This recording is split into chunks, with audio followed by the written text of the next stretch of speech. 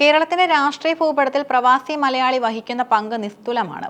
തിരഞ്ഞെടുപ്പ് കാലമായാൽ കേരളത്തിലെ അങ്ങാടികളിലും social media ഇടങ്ങളിലും പ്രവാസി ശബ്ദം മുഴങ്ങിക്കേൾക്കാറുണ്ട്. എന്നാൽ തന്റെ വോട്ടവകാശം വിനിയോഗിക്കാൻ ഒരു പ്രവാസി നേരിടേണ്ടി വരുന്ന സാമ്പത്തികവും മാനസികവുമായ വെല്ലുവിളികൾ ജനാധിപത്യ പ്രക്രിയയെ തന്നെ പരിഹസിക്കുന്ന രീതിയിലേക്ക് വളരുകയാണ്.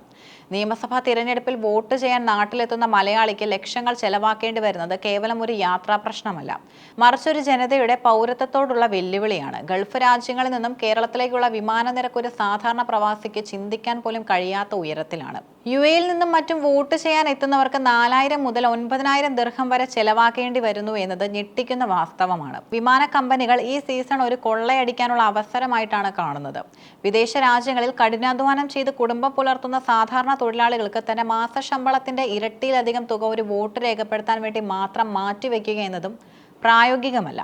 ടിക്കറ്റ് നിരക്കിലെ ഈ വർധനവ് പ്രവാസികളുടെ പോളിംഗ് ശതമാനത്തെ നേരിട്ട് ബാധിക്കുന്നു.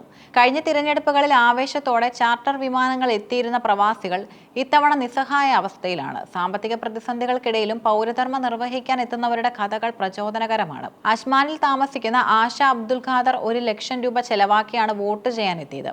25 വർഷത്തെ പ്രവാസ ജീവിതത്തിനിടയിൽ ഒരു തിരഞ്ഞെടുപ്പ് പോലും അവർ മുടക്കിയിട്ടില്ല. മുനീർ എന്ന പ്രവാസിയാകട്ടെ ഭാര്യയും കുട്ടികളുമായി നാട്ടിലെത്താൻ 2.25 ലക്ഷം രൂപയാണ് ചെലവഴിച്ചത്. ഇത് കേവലം പണമൊഴുക്കല്ല, മറിച്ച് തന്റെ നാടിന്റെ ഭാവി നിശ്ചയിക്കുന്നതിൽ തനിക്ക് പങ്കുണ്ടെന്ന ഉറച്ച വിശ്വാസമാണ്. എന്നാൽ എല്ലാവർക്കും മുനീറിനെയോ ആശയെ പോലെ സാമ്പത്തിക ഭദ്രത ഉണ്ടാകണമെന്നില്ല. പശ്ചിമേഷ്യയിലെ സംഘർഷഭരിതമായ അന്തരീക്ഷം കാരണം പലർക്കും ജോലി നഷ്ടപ്പെടുമെന്ന ഭീതിയുമുണ്ട്. ഇത്തരം സാഹചര്യത്തിൽ ലക്ഷങ്ങൾ മുടക്കി നാട്ടിലേക്ക് വരുന്നത് ആത്മഹത്യാപരമാണെന്ന് പല പ്രവാസികളും കരുതുന്നു.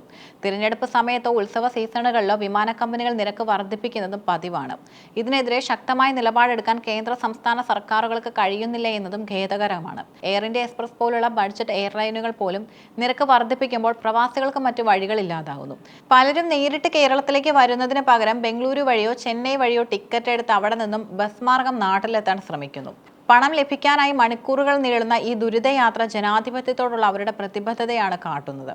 പ്രവാസികളുടെ വോട്ടവകാശത്തെക്കുറിച്ച് സംസാരിക്കുമ്പോൾ എപ്പോഴും ഉയർന്നു കേൾക്കുന്ന ഒന്നാണ് പ്രോക്സി വോട്ട് അല്ലെങ്കിൽ ഓൺലൈൻ വോട്ടിംഗ് സംവിധാനങ്ങൾ. ലോകത്തെ പല വികസിത രാജ്യങ്ങളും തങ്ങളുടെ പൗരന്മാർക്ക് വിദേശത്തു നിന്ന് തന്നെ വോട്ട് ചെയ്യാനുള്ള സൗകര്യം ഒരുക്കാറുണ്ട്.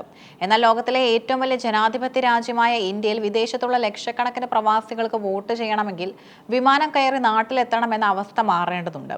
ഓൺലൈൻ വോട്ടിംഗ് സംവിധാനം നിലവിൽ വന്നാൽ വിമാന കമ്പനികളുടെ ഈ സീസൺ കൊള്ളയ്ക്ക് അറുതി വരുത്താനും സാധിക്കും. കൂടാതെ സാമ്പത്തികമായി പിന്നോക്കം നിൽക്കുന്ന പ്രവാസികൾക്കും ജനാധിപത്യത്തിന്റെ ഭാഗമാകാൻ കഴിയും. തിരഞ്ഞെടുപ്പ് കാലത്ത് പ്രവാസികളുടെ സഹായം തേടുന്ന രാഷ്ട്രീയ പാർട്ടികൾ അവരുടെ യാത്രാ പ്രശ്നങ്ങളിൽ വേണ്ടത്ര ഇടപെടുന്നില്ല എന്ന ആക്ഷേപവും ശക്തമാണ്. കഴിഞ്ഞ തിരഞ്ഞെടുപ്പിൽ പ്രവാസികളെ എത്തിക്കാൻ പാർട്ടി തലത്തിൽ വിമാനങ്ങൾ ചാർട്ടർ ചെയ്തിരുന്നു. എന്നാൽ ഇത്തവണ അത്തരം നീക്കങ്ങൾക്ക് കുറവാണെന്ന് റിപ്പോർട്ടുകൾ പറയുന്നു.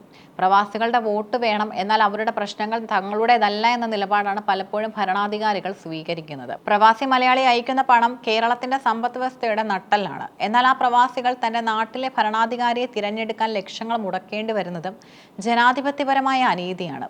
വിമാനക്കൂലി നിയന്ത്രിക്കാൻ കൃത്യമായ സംവിധാനം ഉണ്ടാവുകയും അതോടൊപ്പം തന്നെ വോട്ടവകാശം വിനിയോഗിക്കാൻ സാങ്കേതിക വിദ്യയുടെ സഹായത്തോടെയുള്ള എളുപ്പവഴികൾ കണ്ടെത്തേണ്ടതും കാലഘട്ടത്തിന്റെ ആവശ്യമാണ്. ലക്ഷങ്ങൾ മുടക്കി വോട്ട് ചെയ്യാൻ എത്തുന്നവരുടെ പൗരബോധത്തെ മാനിക്കുമ്പോൾ തന്നെ പണമില്ലാത്തവന് വോട്ടവകാശം നിഷേധിക്കപ്പെടുന്ന സാഹചര്യം ഒഴിവാക്കാൻ ഗൗരവകരമായ ചർച്ചകൾ ഉണ്ടായേ തീരൂ. ജനാധിപത്യം പണമുള്ളവന്റെ മാത്രം അവകാശമായി മാറരുത്.